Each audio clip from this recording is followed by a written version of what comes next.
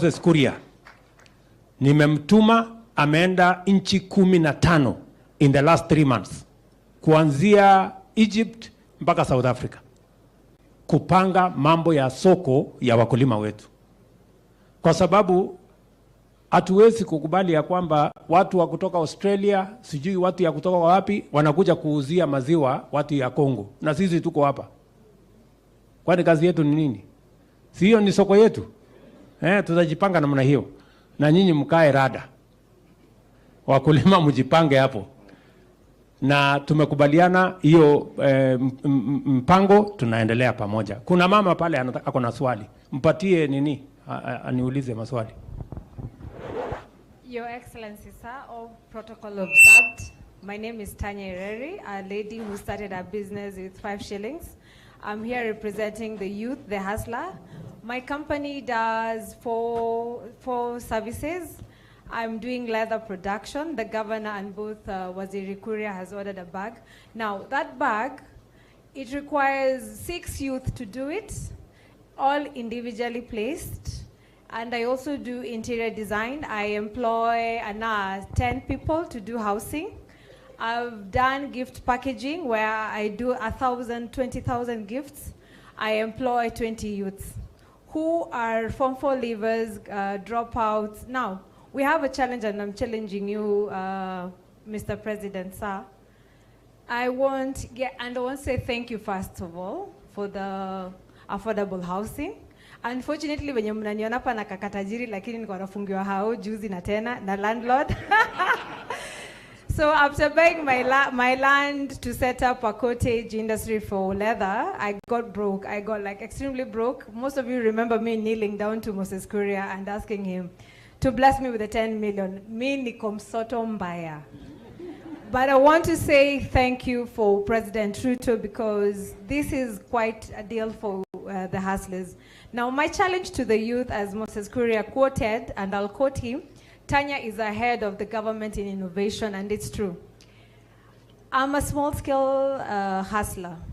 What I want to challenge after this project, Mr. President, sir, we set up, like in Embu, there's no cottage industry. The incubation sheds, as you call in Embu. In Embu and Mount Kenya region, we don't have kildi in Mount Kenya region. We are dying of drought. There are no food drying plants all over. It makes sense. Tunakufa na floods, tunakufa na famine. Na yet, tunatupa machakula mingi. So easy capis that have been set up. We need to set up drying plants. All these are creating jobs for the youths. Now, after we've done this project, what I want to propose to the government is we do affordable cottage industries. A lot of SMEs right here, they've done quite amazing jobs. They're the Steve Jobs. Steve Jobs started for garage. I started in my mom's house. I'm still in my house. That interview that you've just seen about me, that's my house. And a lot of people would like to have a central place. That kabak that Honorable Governor, Her Excellency has ordered, I went point A to do the branding, point B to do the material, point C to do the any inafanya process zikwe finding. So huyu hustler mwenye anatry ku grow up, angependa kaholka hii. Anaenda kwa Njuguna pale, anafanywa branding. Anaenda kwa Omera pale, anafanywa cutting. Anaenda kwa Chieng pale, anafanywa stitching. Anaenda kwa Njeri pale, anauziwa lunch. Anaenda kwa, you know, all this under one place. That's why I transitioned from Nairobi into Embu to set up something like this. I bought a land. I started with half an acre. I've just acquired 1.3. I'm yet to do the valuation. Mungu anipe kazi.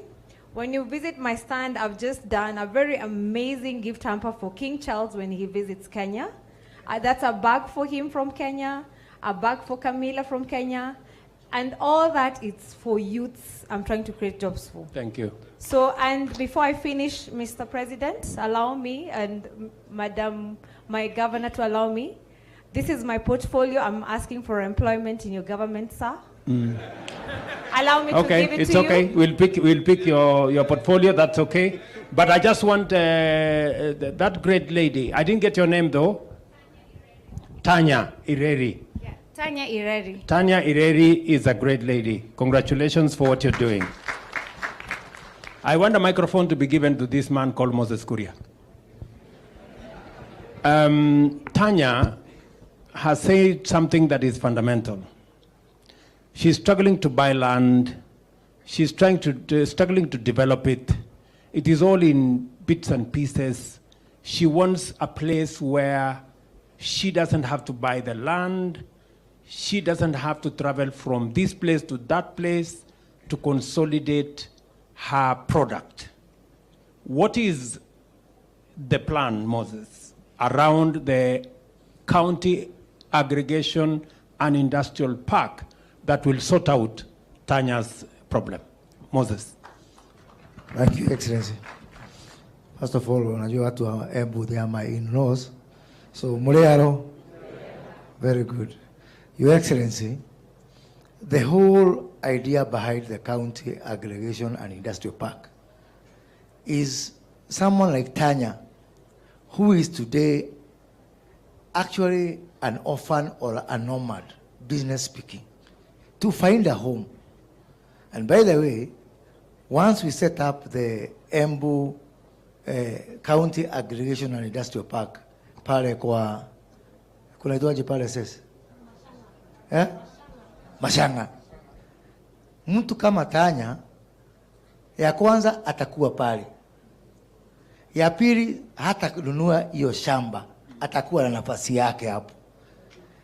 Wale watu wote ambao wameexhibit leo, wale watu tulikuwa nao hapa mwezi ya 4, ile mpango tuko nayo na governor ni hao wote.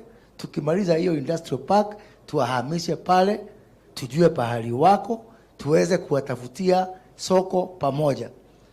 Na jambo lingine, na tunaongea na so many development partners. Once now we put all those SMEs, all those young men and women there, we then now try to solve the issue of capital. Because now we know where they are, the kind of money they are looking for through our financial institutions like the SACCOs, through our development finance institution like KDC, where we are pulling all this money. Pahali Cherugui atawaachia na Hustler Fund, kama requirement ni kama hiyo 10 million, ambaye hawezi kutoshea kwa M-Pesa, sasa wanakuja kwangu na waondoa hapo na wapeleka mbele. Ya mwisho, Your Excellency, ni mtu kama Chake, ambao tuliwagundua hapa wakiwa na Tanya when we came for the Embu Expo. Now, this is a problem that is happening. I took Chake, nikamwambia hiyo mashini yako upeleke pale Kirudi. Ana akapeleka Kirudi. Na nikauliza Kirudi, ile machine about coolers tunaleta kutoka sijui wapi huko nje, give me a report showing hii ya Chake ni nini imekosa. Kwa sababu saa hii tutanunua machine kutoka Poland, kutoka wapi, same quality ya Chake, na halafu tunamwacha Chake bila Chake. Na hapo ni shida. So Chake akaenda pale Kirudi, akapelekwa na kijana anaitwa Fred Nyaga hapa, tunamuita landlord. Kirudi wametoa report. Halafu sasa shida, Kirudi wamemwambia mashini yako iko sawa, sasa enda kwa mtu anaitwa KEBS upate certification. Nikamwambia Chake usiende huko KEBS. Nimeamulisha Kirudi, mtu akipeleka innovation yake pale, ni jukumu yetu kama serikali kwenda kumtafutia leseni zote, hata hiyo ya KEBS. Na pia tumwache akiwa na hata copyright patent. Jamani, leo nimepigiwa simu, copyright patent ya Chake imetoka. Ukijaribu kufanya hiyo copy utajipata kwa jela, because nobody else now except Chake can make a machine like that, because his intellectual property. Intellectual property sio mambo ya Nairobi, hata hapa Embu kuna intellectual pia. Asante sana Mheshimiwa Rais. Thank you very much. Nataka nimuulize the CEO of KIE if he is here. I saw him somewhere. I wonder a fellow, that gentleman anaitwa Narekae, ako wapi? Atafutwe. Nataka akuje ajibu Tanya. Meanwhile, I can take another question wakati huyo jamaa anatafutwa. Nataka nijue vile KIE inaweza kumsaidia huyo Tanya, anahitaji 10 million kuendesha biashara yake na mambo yake. Kuna mtu pale nyuma aulize swali meanwhile. Ngojea Tanya, natafuta mtu ambaye atajibu maswali yako. Kuna mungwana pale.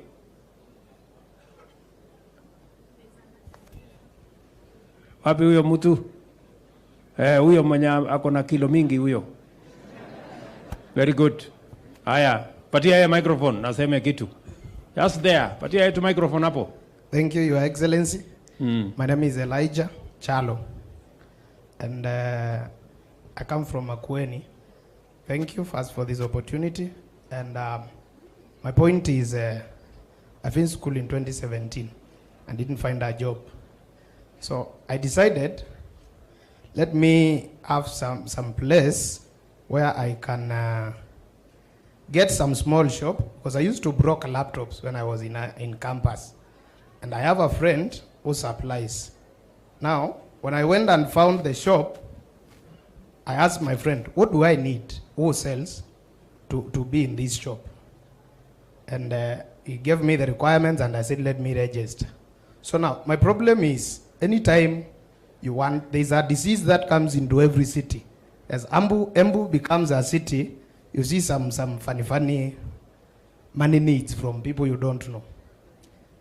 Registrar of companies, you go to another, ukikakaa kidogo unaambiwa nataka certificate ya fire, ukikakaa kidogo unaambiwa nataka certificate ya branding, unakakaa kidogo unaona mtu mwingine anakuambia nipatie pesa ya shimo, unakakaa kidogo. So by the time you begin something, you are finished.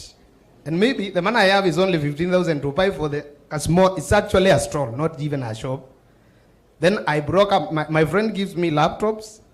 When I sell, I do. So I was thinking it becomes somehow straining. Is there a way you can find to help us, the young people, to just have a unified certificate where we pay for all those things once? Thank you. Very good.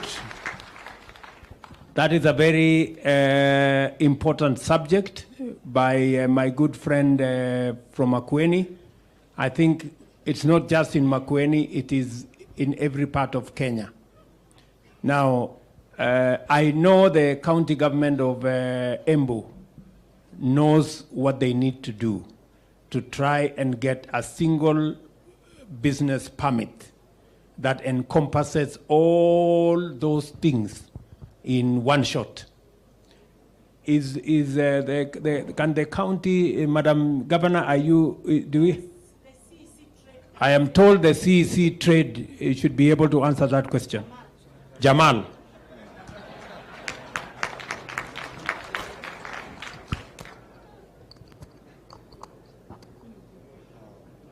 Thank you, Your Excellency, the President, Excellency, the Governor. On business registration and the financial requirements that my friend is talking about is true.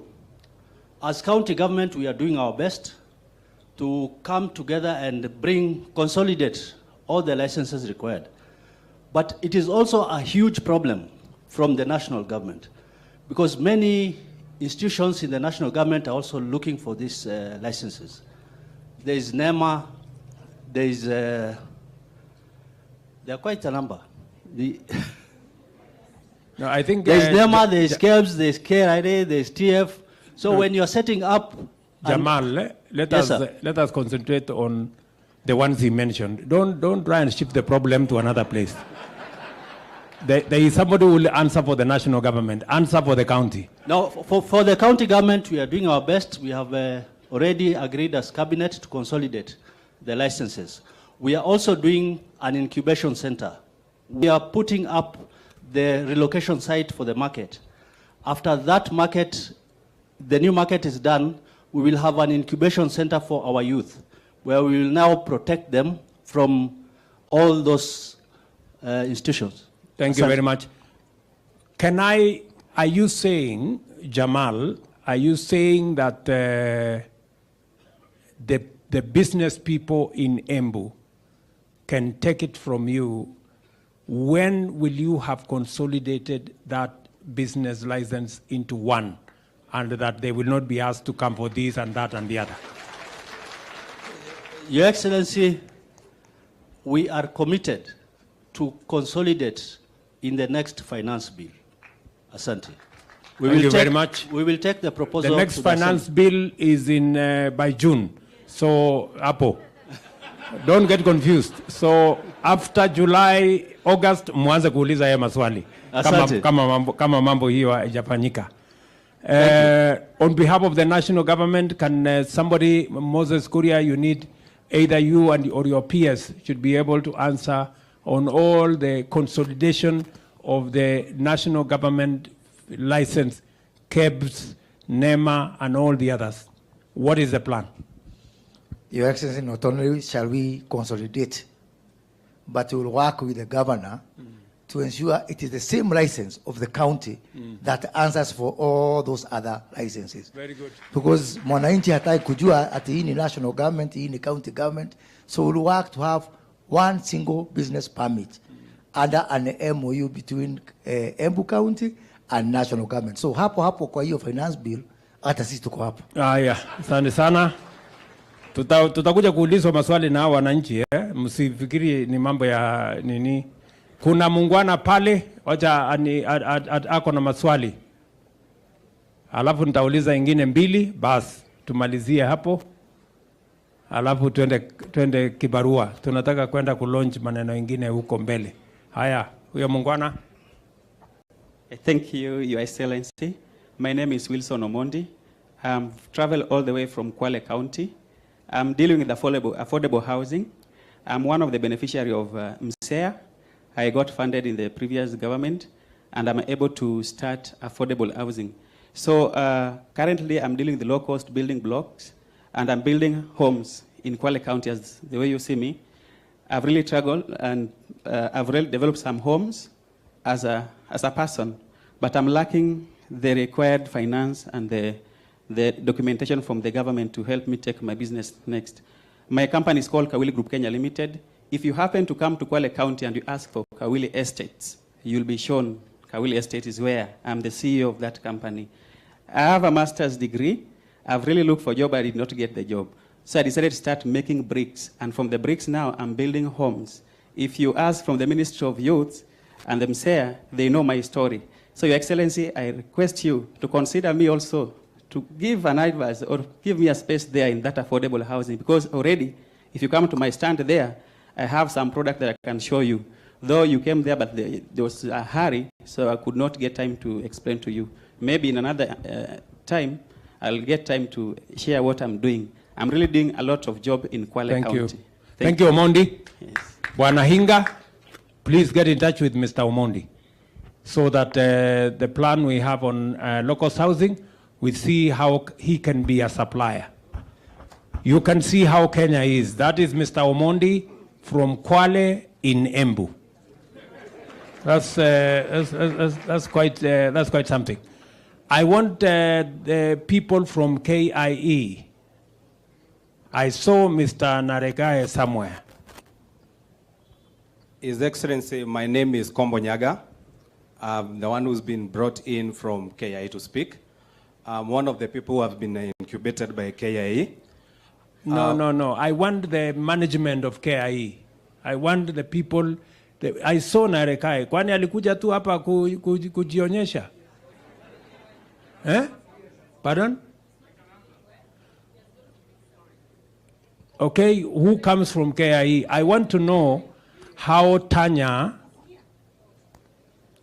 there is looking for credit. I know that KIE, part of your mandate is to support entrepreneurs, Kenya industrial estates.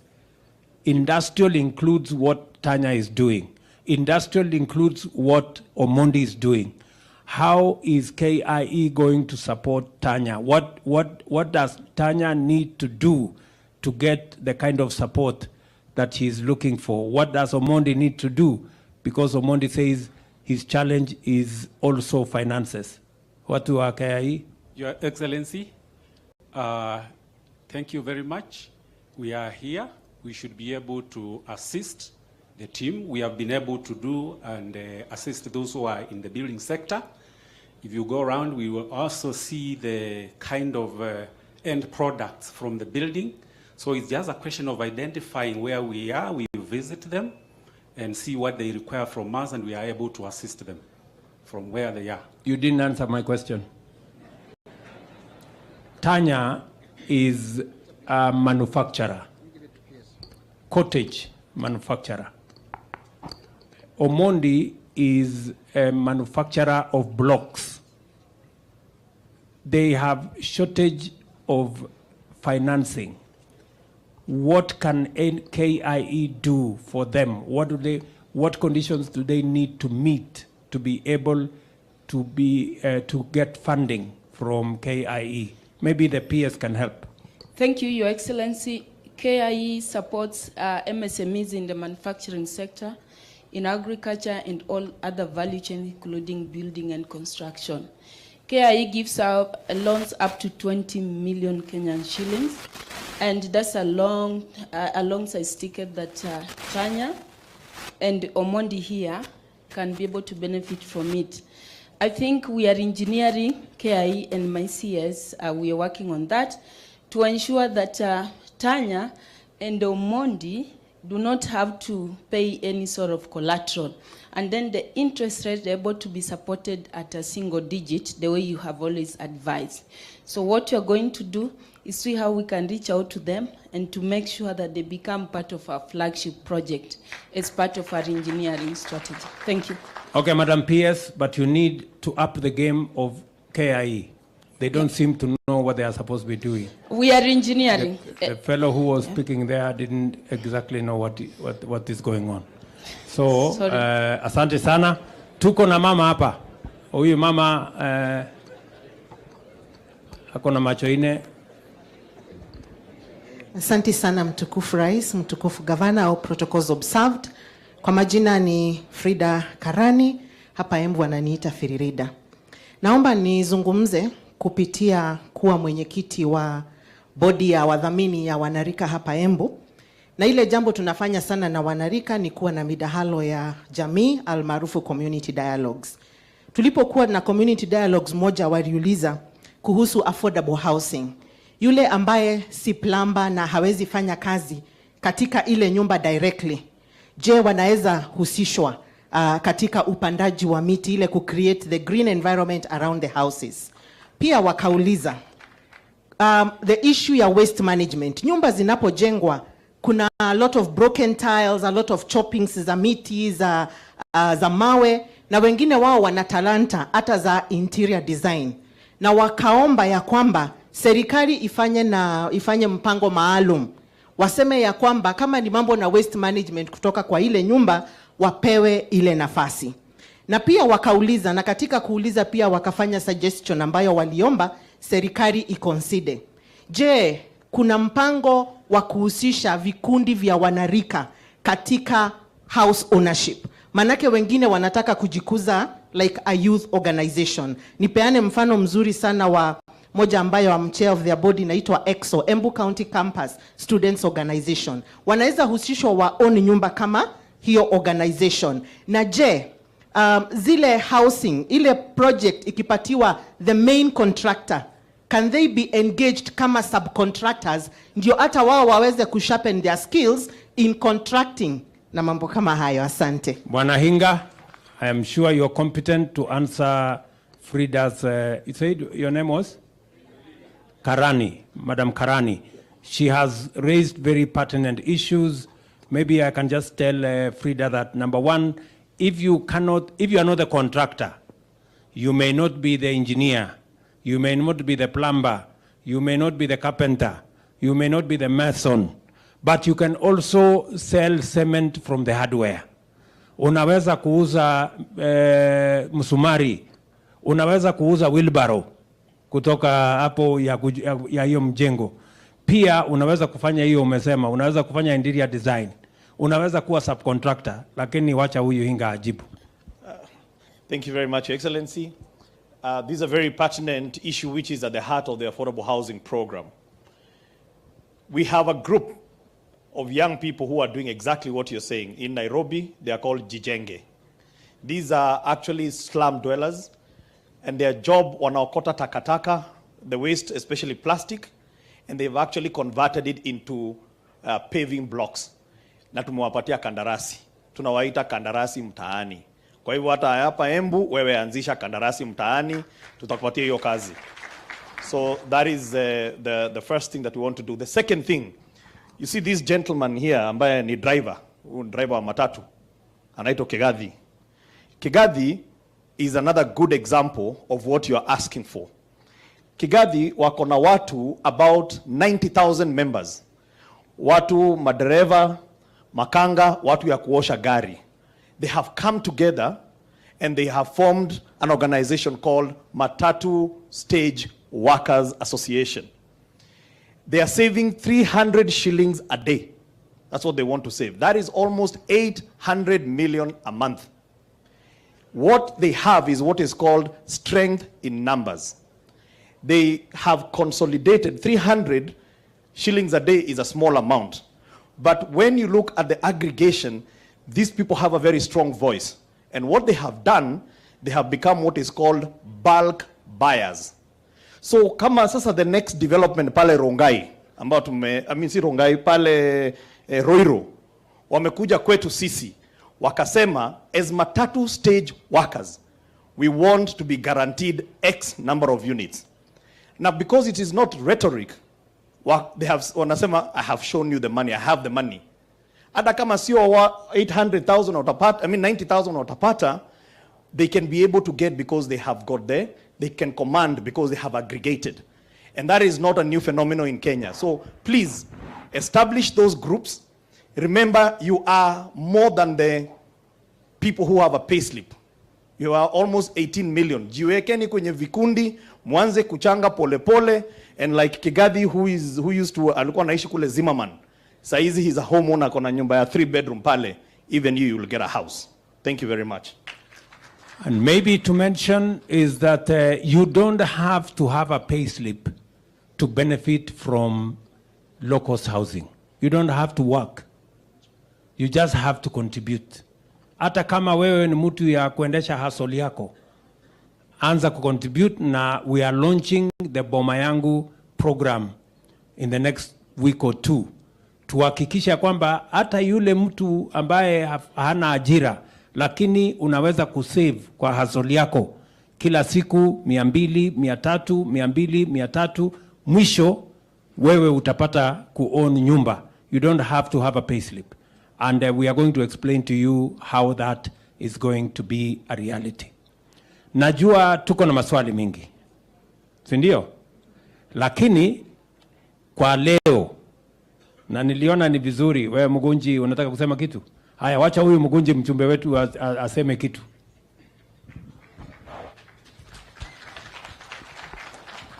Thank you. Thank you, Excellency,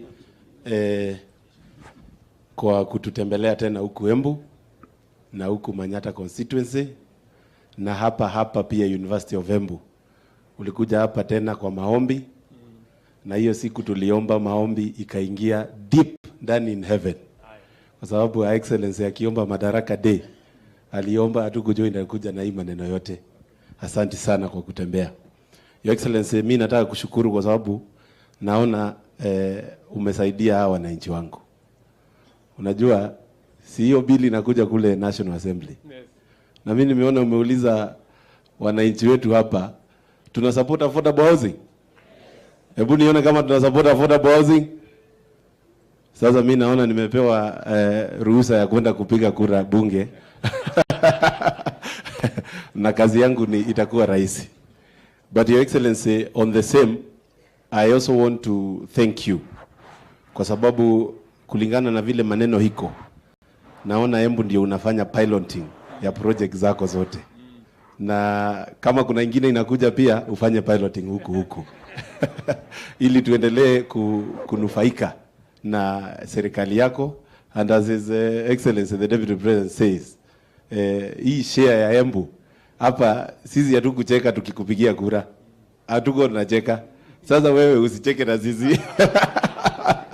kwa sababu maendeleo tunataka mingi kulingana na vile kura tulipiga nyingi. Na His Excellency is always very clear that sisi tulishinda Uasin Gishu na percentage ya kura ile tuliweka hapa. Ni ukweli? Kwa hivyo we continue piloting for those projects. Now we are waiting for the sports complex at Njukiri. Hiyo tumeongea na wewe na umeniambia maneno iko horizon. Na pia Your Excellency, mimi nataka kukuambia sasa vile nimefanya hesabu yangu. Tulikuwa tunajenga hii stadium hapa. Na nilikuwa very keen kujua exact number of people wale wana benefit locally na jobs zile zinakreatiwa na hiyo construction. Na in my own analysis, hapo karibu watu 250 wame benefit na hiyo construction of that stadium. So, as you're putting it right, we have to be ruthless tukitafutia vijana wetu kazi. Na hii affordable housing unakuja kulaunch pale. Pia yenyewe nikifanya hesabu karibu 1000 people directly wataweza kubenefit na hiyo construction. Hao ni vijana wetu huku wale hawana jobs. Si ni kweli watu wetu? Is it true? So we need to make Kenya a construction site. Ama ni aje? We need to make Kenya a construction site, na hiyo ndio kitu itafanya sisi wenyewe tuweze kupata nafasi ya wale watu hawana nini. Na Your Excellency, mimi nataka kukuongeza tu kitu moja. Hii Hustler Fund, kwa sababu imefika mahali sasa najua umeitest, umeona vile inakuja. Sasa me and Our Excellency hapa, and we have had this conversation many times. We are organizing everybody into cooperatives. Hata kule sokoni unaenda, tunawapangia cooperative huko. Kule unaenda huko Jua Kali, we are planning a cooperative. Hawa wakulima hawa, Your Excellency, mimi nimekaa chini hapa Manyata na nimepanga karibu 3000 farmers wa macadamia, wa avocado na wa kitu inaitwa bananas. Na wote tunataka kuwaunda pia pamoja na Excellency cooperative. Tunahitaji nafasi ya kuhakikisha hawa watu hawatatengeneza cooperative waanze kupigana huko. Tunataka pesa. Kwa hivyo laini yako ya maneno, na ndio maana tunasema kwa sababu ushuru nayo lazima ilipwe. Hatuwezi kutuma kazi tukose kukupea tools za kazi. Tukikupea hiyo pesa irudi huku kwa cooperatives, tuweze kuhakikisha hawa watu wameweza kufanya kazi zao. Ya mwisho, Your Excellency,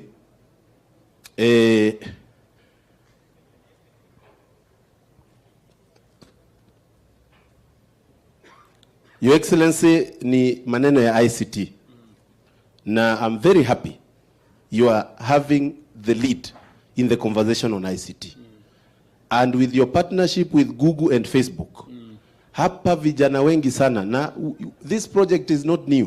Ilianza kitambo sana. Kuna watu wamenunua kompyuta 5, twingine 10 mahali. Na nimeangalia huku Manyata. So I want to promise you, hata hiyo piloting ya hiyo ICT inaanza hapa. Mimi within the next 1 week, nitakuwa nimepeana list yangu ya ward levels za ICT hubs. Ili vijana waweze kuingia huko na waweze kufanya kazi. Na hiyo nasema hivyo, bado jitume program ya pale Manyata Technical TVET. Ishafika, leo nimeconfirm computer 100 zimefika hapo. Ni vile hauna uko na mbio ungeweza kwenda pale ukilaunch. Lakini tutapanga vile utakuja tena. Ya mwisho, Your Excellency, ni kuhakikisha ya kwamba hawa watu, na ni vizuri tuongee ukweli. Mimi naona watu wa Embu sisi tumebarikiwa. Mnaona aje watu wa Embu? Mmebarikiwa. Na mimi singetaka kusikia watu wa Embu wakiambiwa hawana shukrani. Si ni kweli? Sasa mimi nawaomba vile serikali inatuhudumia, sisi tukue hiyo information mmepata hapa, ni nyinyi mtaenda kusambaza huko mkionyesha vile maneno inaendelea katika serikali. Otherwise, Your Excellency, asante sana. Haya. Niko na marafiki wengi sana wabunge hapa, utaweza kuwatambua. Wasitoke tu waende zao. Asante sana. Thank you. Tafadhali tunaweza keti chini, wadosi wako hapa mbele. Okay. So huyu muungwana Mkunji amesema kuhusu mambo ya cooperative, na kwa sababu tulikubaliana ya kwamba mambo ni bottom kwenda up, ama tulikubaliana aje? Wale mahasla wako pale chini, ndio nilipanga for the first time tuko na wizara ambaye inashughulika. Nasikia kuna mtu ameangusha kamia hapa. Sasa sijui ni ya nani?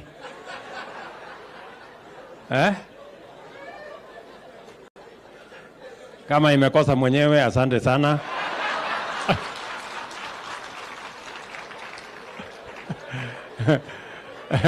Nitanunua mahindi choma barabarani kielekea.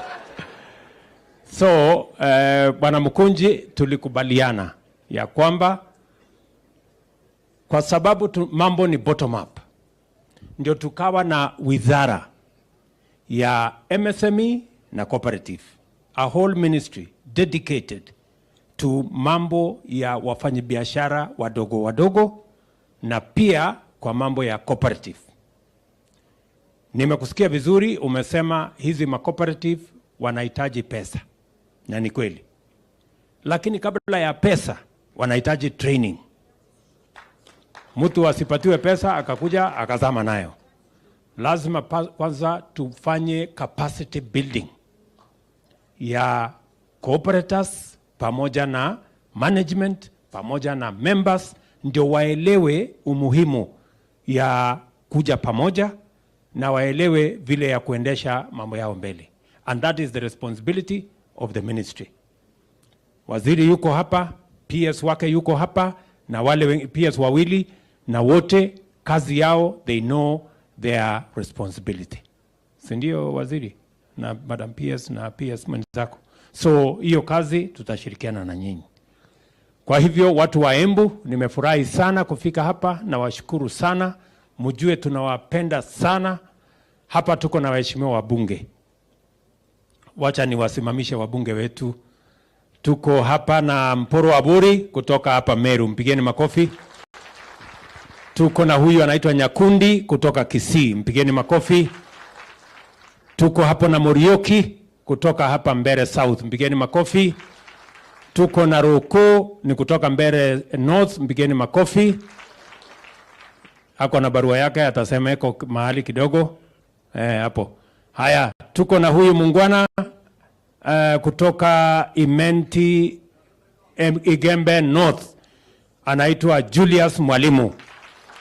Tuko na Karemba Bwana Mushangi kutoka hapa Runyenjes. Tuko na mama yetu Double N, mpigeni makofi, mama county wa hapa Embu. Tuko na Mundiki senator wetu wa Embu, asante sana senator. Tuko na huyo muungwana anaitwa Ngeno kutoka Narok, yeye ndio chairman wa kamati ya bunge ya mambo ya housing. Tuko na secretary general wa chama ya UDA anaitwa Cleophas Malala, pigeni makofi. Tuko na mawaziri wetu, tuko na waziri Moses Kuria, pigeni makofi, amezungumza. Tuko na waziri wetu wa ICT anaitwa Eliud Owalo, huyo ndiye atazungushana na mambo ya ICT hub na hotspot na hiyo ingine. Tuko na ndugu yetu wa kutoka hapa nyumbani anaitwa Anthony Njeru. Tuliambiwa anaitwa Anthony Njeru.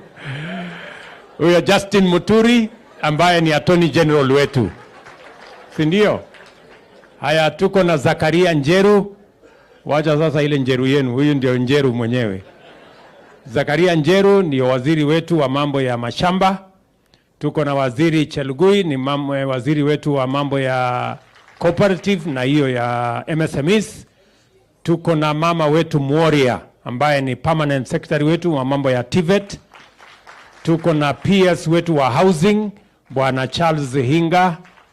Tuko na PS wetu wa mambo ya MSMEs anaitwa Mama Mangeni Susan. Tuko na ndugu yetu PS wa mambo ya cooperatives, Patrick Kilemi, mpigeni makofi. Tuko na hule mungwana anaitwa Juma Mukwana, ndio PS wetu wa mambo ya industry, ndio huyo hapo. Tuko na speaker wetu Tiririka, huyu mtu wa hapa Tiririkwa, pigeni makofi. Tuko na deputy governor wetu, pigeni makofi, huyo mungwana bwana Mugo. Tuko na MCS, waheshimiwa wabunge wa county ya hapa, asanteni sana waheshimiwa, tuwapigie makofi. Majina yao kidogo inanichanganya. Tuko na Kobole hapo, tuko na nani hapo, watu haya, asanteni sana. Na sasa tuko na wananchi wa hapa Embu, asanteni sana kwa kutukaribisha jameni, mjue tunawapenda sana. Mwadhani ya muradi. Tuko na Miss Tourism ya dunia mzima, huyo mrembo, pigeni makofi. Basi asanteni sana, Mungu awabariki sana na tunawapenda. Thank you very much. Haya basi, naomba sote tu